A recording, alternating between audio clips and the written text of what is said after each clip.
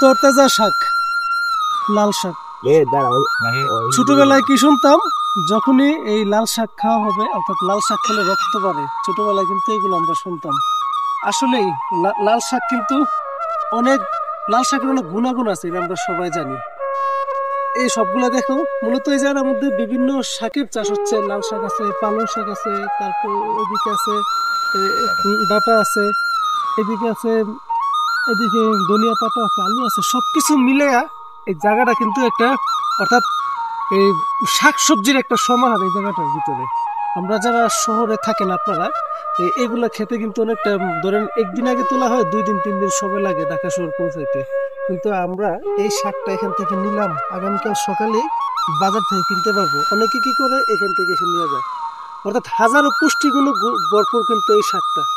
চেষ্টা করবেন আপনারা প্রচুর পরিমাণে শাকসবজি খাওয়ার জন্য। মাংস খান, সমস্যা নাই তো, মাছ খান, সমস্যা নাই তো, কিন্তু শাকসবজি খেলে আপনার আসলে রোগবালাইয়ের যে একটা ভয় থাকে, ওই ভয়টা থাকে না আর কি। যারা কৃষি নিয়ে গবেষণা করে তারা এই জিনিসগুলো জানে। আর সবচেয়ে বড় কথা হচ্ছে, যখন আপনি এই কৃষির উপর নির্ভর করবেন, আপনি কিন্তু চতুর্দিক দিয়ে, অর্থাৎ সর্বক্ষেত্রে আপনি ভালো থাকতে পারবেন। ওইগুলা যারা কৃষি নিয়ে গবেষণা করে তারা ভালো বলতে পারবে।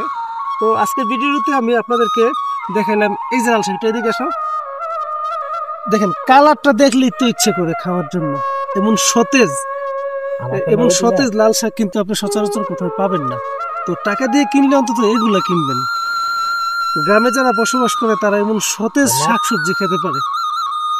তো আমার এক পরিচিত ভাই, বড় ভাই সম্পর্কে, উনি এখানে শাকসবজি চাষ করে, অর্থাৎ এগুলা থেকে আমি প্রায় সময় ওনার থেকে নেই, কারণ আমার এগুলা খেতে ভালো লাগে। আশা করি আপনাদেরও ভালো লাগবে।